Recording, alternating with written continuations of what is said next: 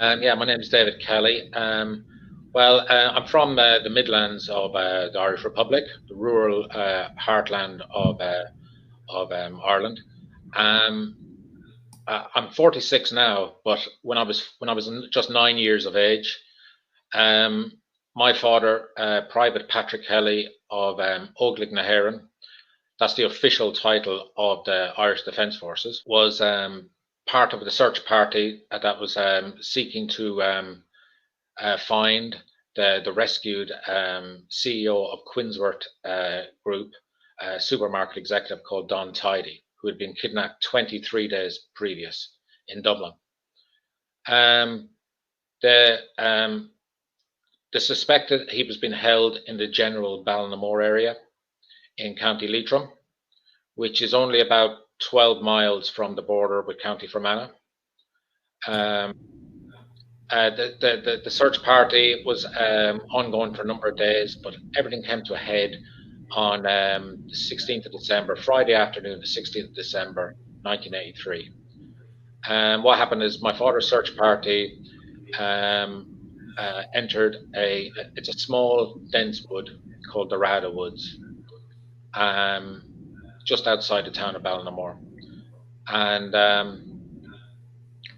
hidden in the middle of that wood was in a sort of like a tent, a hideout, a black polythene tent, was a four-man kidnap gang with kidnapped man. What actually happened was that the first person to come across the hideout was the young Garda, Gary Sheehan, a 23-year-old from County Monaghan, who had actually joined the Gardaí like his father and his grandfather before him. He saw a man dressed in military type fatigue, was wondering, I guess, who he was, and was he an actual Irish Army soldier, or who was he? So he actually spoke directly to him, asked him who he was. He didn't get an answer, so he actually looked over his shoulder because my father and another soldier were coming up behind them, but they were actually behind an embankment, so they couldn't actually. My father could not see the guard at this moment; they could only hear him. But he was heard to say, "There's a man here who I think is a soldier, but he will not speak to me." At that moment, my father and the soldier next to him came up over that embankment and came into the scene. We're right there at the hideout, and at that exact moment, the gunman opened fire with a heavy machine gun, killing the young Garda instantly with head injuries. And also my father, he used that it was an AK-47 assault rifle to sort of like spray bullets all over my father, so he took multiple body wounds. The soldier next to my father actually didn't receive a single bullet, and he was actually able to. I've actually spoken to that man, and he was able to give me a first-hand account of the whole thing. But that was the initial encounter between the Irish security services and the kidnap gang, and there was, it carried on from there. There was more of a shootout afterwards, and I can go into that again. But I've just described what was the initial encounter. Your father was a member of the Irish Army. I've seen by doing the research that he was a member of UN peacekeeping forces. Did you ever go into any stories with him about why that it was that he wanted to become a member of the Irish Army? I mean, I was only 9 when he died, so I was only developing a relationship with my father before he was suddenly taken. So, but I've spoken to, I spoke to my gran, his mother, and his brothers, and what was is. His father had served in the Irish Army in previous decades, and there's also the Reserve Army as well. And my grandfather had 5 sons, and all of them were in the Reserve Irish Army. And the 3 eldest sons all joined what we call the full-time permanent Irish Army. So that was there. on his father's side, that was their interest. You know, some neighbours down the road might have been interested in GAA, and they're all in the GAA club. But their thing was the military. Actually, very interesting was on his mother's side was his maternal grandfather was actually served in World War One, so action all over Europe, and was actually one of the lucky ones to survive and return home. I know that he joined in December 1968, so he would have done when he was killed on active service. He would have served, I think it was about 14 years. And he served 4 separate missions, 6-month tours of duty overseas, under what is called the Blue Flag of the United Nations. 3 times in Lebanon and one tour in Cyprus. The IRA gave out a statement when that happened, and they had said that the IRA people, they were acting in self-defense, and you know, to me, that is putting the IRA as some sort of legitimate force doing what they were doing. I mean, could you tell me of how that people in the South would feel about something like that whenever, and your father's case is the perfect case for trying to understand this, but do you know, I mean, your father was part of the legitimate Irish army, as you had said. And, you know, whenever the terrorists would put out a statement like that, how does it make you feel today? And have you heard any stories of how that it made people feel back in that day? Well, yes, as you said, my father, as I said, he was a part of the legitimate democratic constitutional army of the Irish Republic. You know, and he wore on his cap badge was the golden badge of Óglaigh na hÉireann, you know, and they're the army of the Irish people in the Republic of Ireland, you know. So he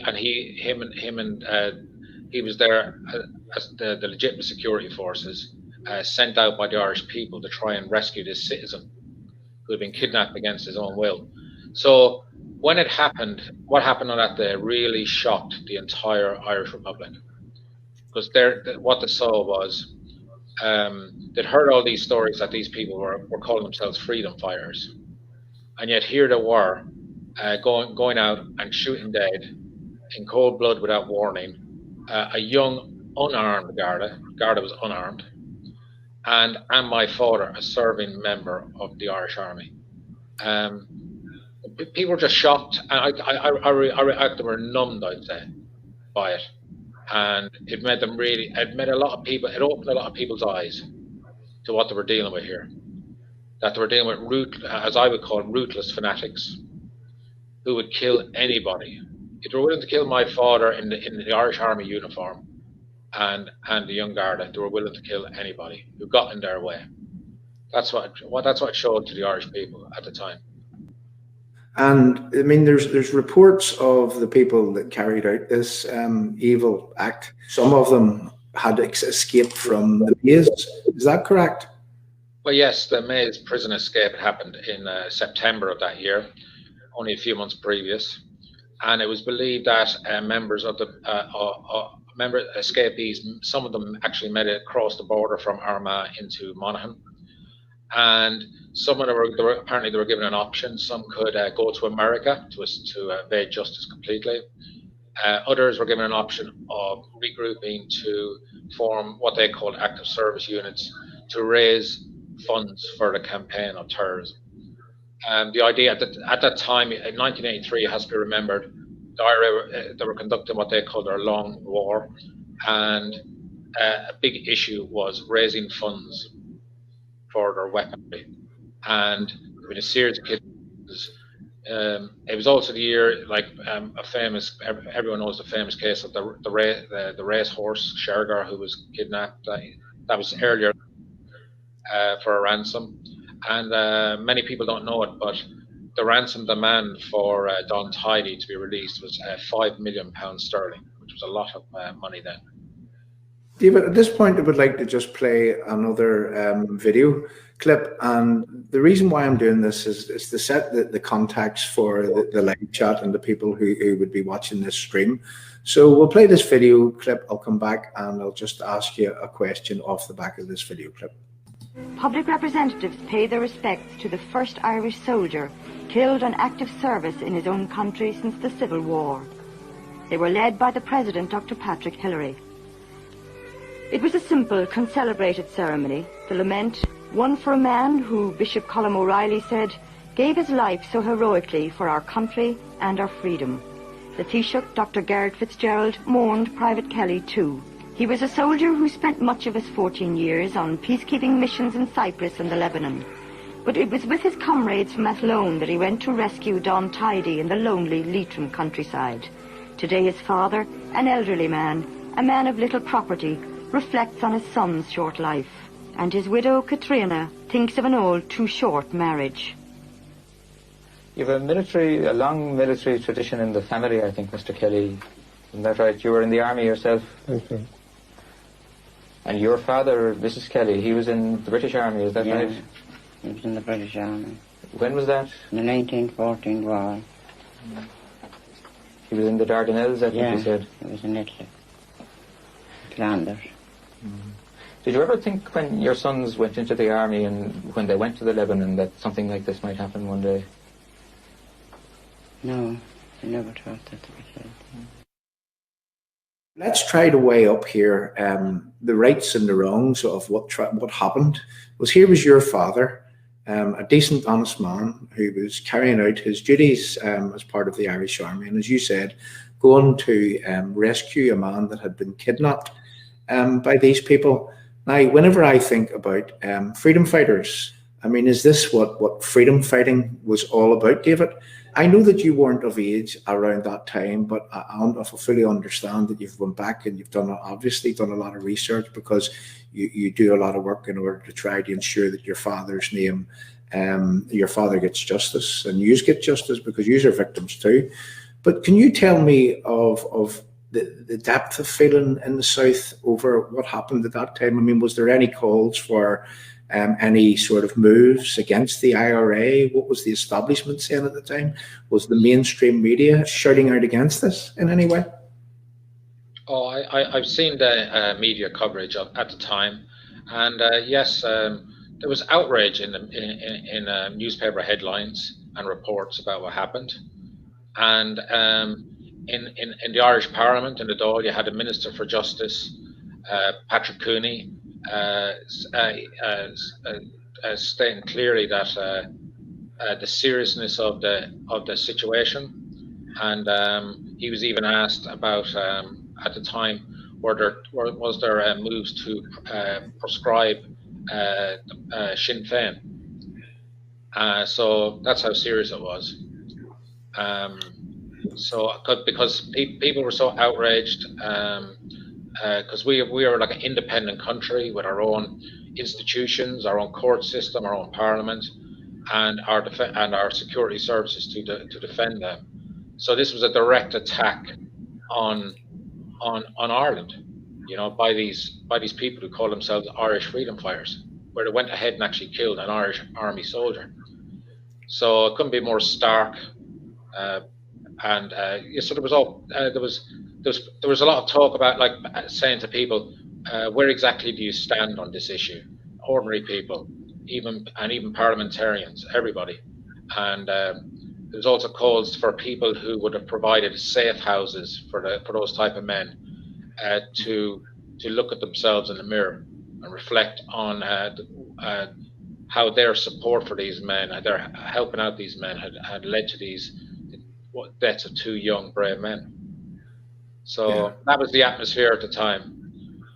And I think it's important that people understand the atmosphere, because for too long, I guess, that respectively we live in goldfish bowls, and we don't know what happens outside of the goldfish bowl. And I guess what it is that we want to do is that we want to scratch the surface and understand. I mean, was there support for the IRA within the establishment in the South? Was there support amongst the people?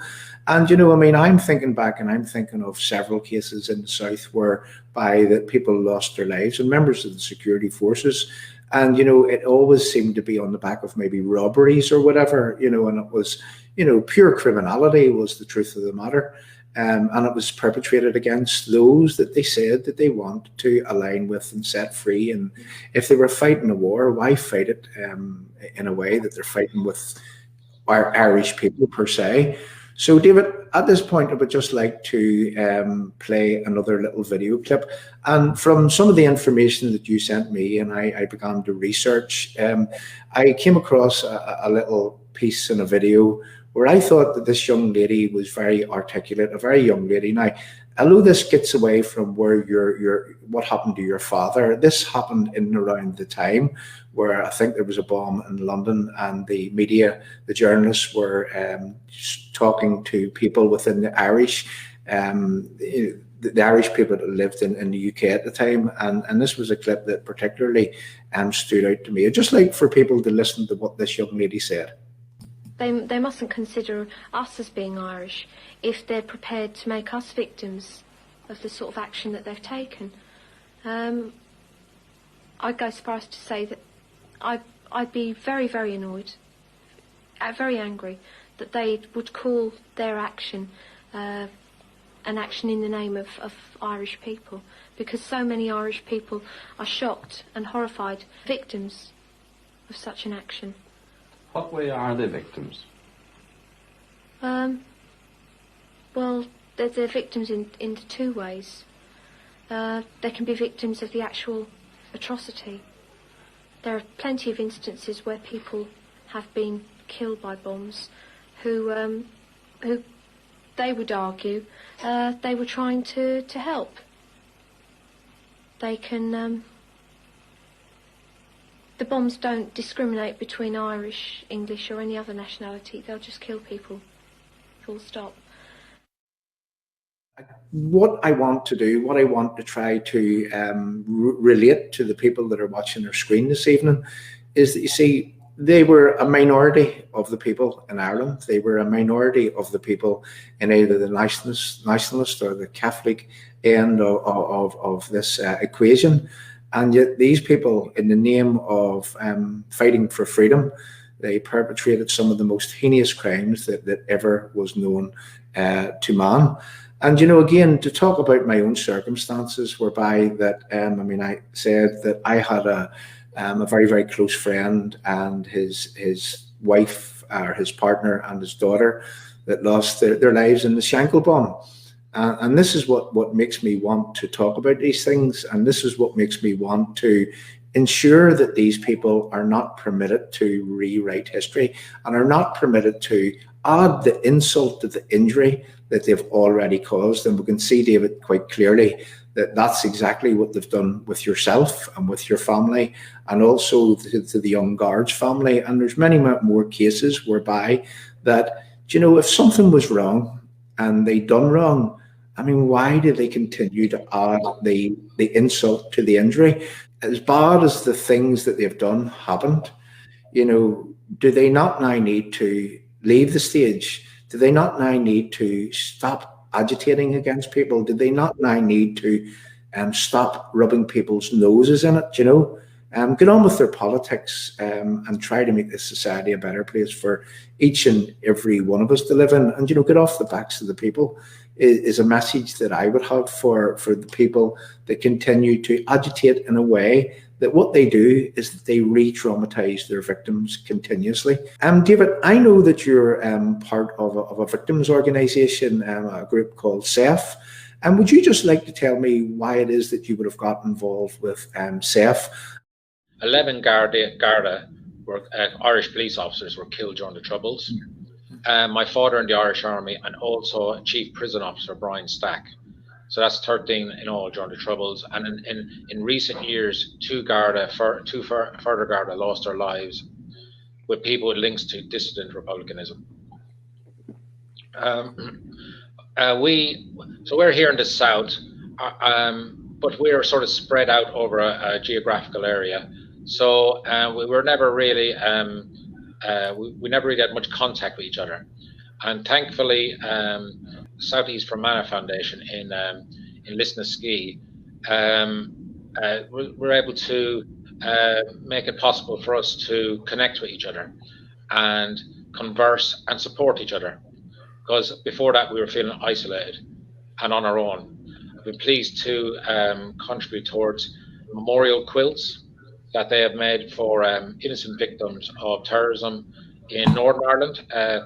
They started off with a quilt for people in the County Fermanagh area, which people on the borderlands there suffered, individual cases, suffered terribly. And then they looked further afield into Republic of Ireland and on the mainland, Great Britain, and also across Europe. The Southeast Fermanagh Foundation provided advocacy service, which I have availed of, and even at present, they are assisting me in my inquiries, looking for truth, justice, and accountability for my father, dealing with the Irish authorities here. You're a victim, a real life victim. You probably are traumatized and re-traumatized by some of the actions of these people even today, and their lack of remorse, I guess, for what had happened. David, what exactly are you fighting for? You know, is it truth? Is it justice? As a reaction to what happened to us, me and my family, my mother and my younger brothers, we all moved to London, so we were sort of out of the picture in our formative years. But I returned as a young man, and I looked around and said, you know, who killed my father? You know, and how is my father being remembered, or is he just going to be forgotten completely? You know, a footnote in the history books.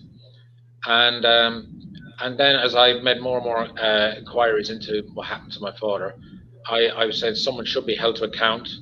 And I was thinking along the lines of, yes, someone in a court of law being found guilty. So, you know, that's where I would have been coming from. In more recent years, like it's 37 years this year since it happened. I'm not so much interested in someone serving a prison sentence, to be honest, at this stage. But it's more to just to have someone held accountable in some form. Whether it's in a criminal or civil court, or there's a public inquiry. I know there's other methods like coroner's court and so forth. It's just to have someone held to account, so it should be remembered in the history books of what actually happened on that day, and there could be no muddying of the waters. I mean, for years, what I call the Provisional Republican Movement, which includes Sinn Féin, would have spread the malicious rumors that my father was actually killed in a friendly fire incident, and it was all covered up by the authorities. So that's a constant lie I've had to deal with for years. You know, so that's where it's just getting that truth out there. I reckon the sacrifice my father made, so that we don't have we don't get to a point like where you have elected TDs walking around Dáil Éireann actually saying that the provisional IRA armed struggle was legitimate and nobody actually countering them. Well, I'm here to say, hold on, what about my father and the young Garda and the others who were killed, the other members of the Irish security forces and civilians? You know, their lives mattered, and you know, you'd be spitting on their graves if you don't stand up and speak on their behalf when these people make their ludicrous claims. The Army, in collaboration with the council, put up a lovely memorial plaque for my father, a memorial stone, I should say, and it's lovely. But only a short distance away is a memorial to an IRA hunger striker, Kieran Hertzson. So every time I stand and admire my father's stone, but then only a matter of yards away is a memorial stone to a man from the organisation that murdered my father. So, like, I'm reminded every time I see that. I'm also reminded, like last year, I had the president of Sinn Féin.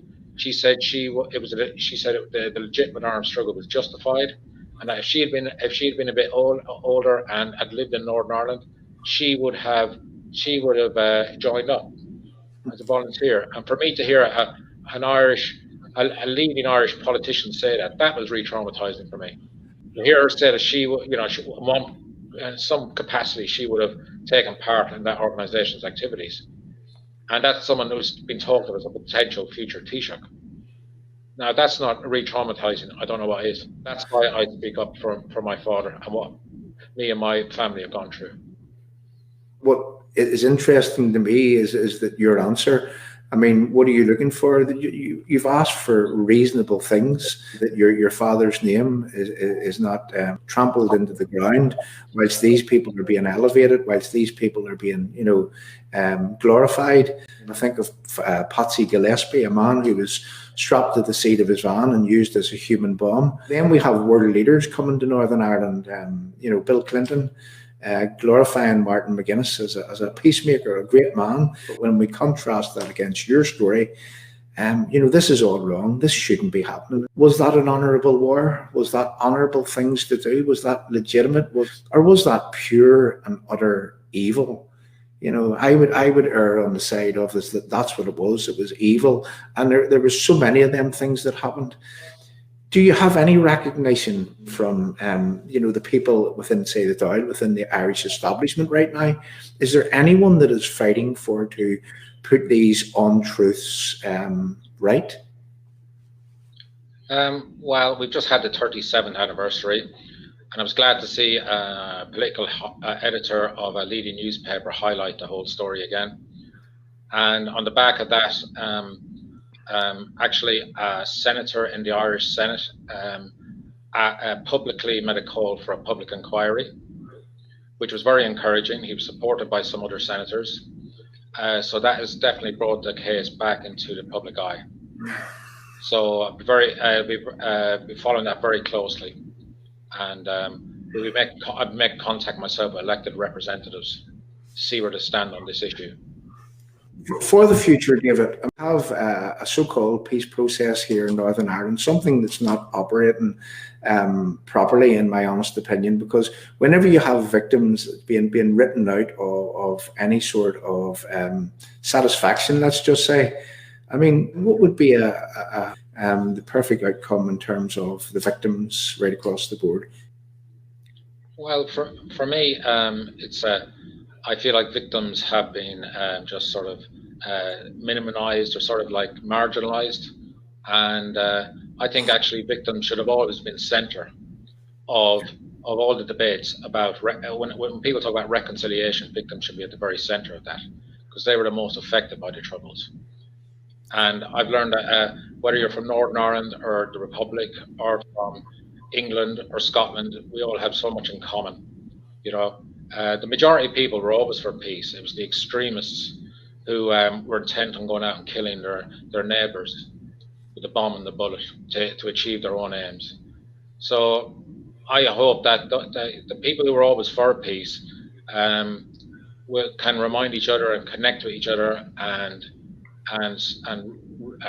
realize that we can be good friends and neighbours across borders as well, and that in Northern Ireland people can live in peace side by side as good neighbours and friends there, and share the land they all call home. David, again, I have another little video clip which you would like to play, and we're sort of coming to the close of the show, but I think we'll push over just a little bit, because there's one more thing to do before that we close. I'm going to play a video clip of in and around that day whenever your father lost his life, and I'd just like for you to listen to what was said, and then we'll ask you a few questions on this.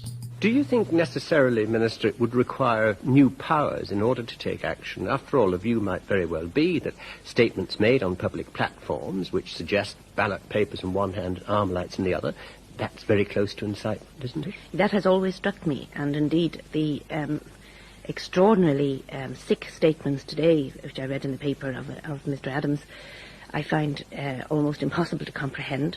And this is the statement where he's saying that he wouldn't condemn the London bombings, that these people were just doing their duty. I find an interpretation of doing duty in that respect to be, it seems to me, a challenge. It is describing some people as belonging to an army of some kind, challenging the security forces of democratic states. That is a very serious statement in my view, in line with other very serious statements, and this will all have to be considered for what action should be taken. That particular candidate and other Sinn Féin candidates put themselves up on a series of policies and very carefully do not mention the main policy, which we know now to be murder and bombing. I don't think that people quite understand really what has happened, what has been happening, and the unapologetic way in which they added the injury to you. It wasn't the war when your father lost his life. I mean, it was pure criminality done tidy. The businessman, he was abducted by these people and held for ransom. And because, as I say, the legitimate forces, your father and the Young Guard, they came to try to free that man. And, again, I think what I'm trying to do here is that I'm trying to show that there is decent Irish people. I mean, my experience of Southern Ireland is that for many years I've been, as from I've been a child, I'm 52 years of age now, and I've been up and down from the south, and I love Ireland. I love from Sligo down to Dingle Bay and all of those places on the west coast, which are great places to go and great places to go and do the history, and there's some beautiful places in Ireland. And I like the culture, I like the music, I love the Guinness. I love the Irish people. They're really decent people in the south, and not every Irish person subscribes to the ways of the IRA and what it is that they have done. So I guess what I'm trying to do here is I'm going to try and show to people who probably, and don't be offended when I say this, but there's a lot of people living in goldfish bowls, and they don't know what is outside of that goldfish bowl. And all I'm aiming to say is that there are many, many decent people in the south, many, many people that have more in common with us, ordinary people who wish to live in peace, who wish to get on with an easy life and don't want to be agitated against, that we don't want our government taken down for 3 years, and that's an attack on Sinn Féin for what they did here in the past few years, who don't want to even use, for example, Irish language as a weapon. They don't want to weaponize the language. And I'm going to say, mark this card, is that they will turn people off the decent, genuine Irish language enthusiasts by the way in which they will use this language to agitate against people. And whenever the agitation takes place in the way that it does, well, you see, in my book, what that does is that sets back reconciliation for decades. That is the truth. I mean, it's easy to put hate into a heart. It's very, very hard to get that hate back out of a heart once that it's there. So again, I'm appealing to ordinary decent people. In the nationalist Catholic side of our divide in Northern Ireland, in the nationalist Catholic side of the divide in Southern Ireland, and I think that when good people come together, when good people demand that this stops, well then politicians have to listen to those good people. And isn't it time that we began a process of trying to achieve that, trying to achieve a people power? And David, I would like you to comment for closing, but before we close the show, I would like to, from the bottom of my heart and from, I guess, the people that comes and helps here at Forgotten Voices Media, we really thank you for coming on. Your story was a powerful story, and I hope that we've achieved one thing. I hope we've achieved the understanding that not every Irish person supports the IRA, and many, many Irish people has also been victimised by these people. And isn't it time that these people get off the backs of everyone? I should say, during the Troubles, the IRA had minuscule support, or their political apologists as well had minuscule support in the Republic. They were virtually non-existent in support. They had no widespread support, north or south, in any community. So that should always be remembered. But I should say, in recent years, I have visited places like County Fermanagh and other parts of Northern Ireland, and I would encourage people from the Republic to do so as well, because it's a beautiful country and beautiful people, good people up there. And it's about reaching out, extending the hand of friendship across the border, and realising there are good people who want to live in peace and goodwill, and they deserve it too. On that note, I hope that people has got something out of this. What is Forgotten Voices Media all about? Forgotten Voices Media is about telling the stories, the real life stories of the forgotten voices of our troubles, the forgotten voices, even within society today. People that are being overlooked by government. I know that it's a hard task to keep government going whenever there's so many opposing views, but what has to come front and centre is what's right, and what should be front and centre is that victims should be placed above everyone. I mean, that's of most paramount of importance, that we don't add the insult to the injury that these people have already experienced. And it's no small measure to try to understand is that, David, lost his father at a very, very young age. David's, siblings, they lost their father, and David's mother lost a husband, and David's wider extended family, they lost a family member, and all because that some people viewed that they wanted to free Ireland. Thank you very much for coming along, David. Thank you. Thank you, John. Thank you, everyone.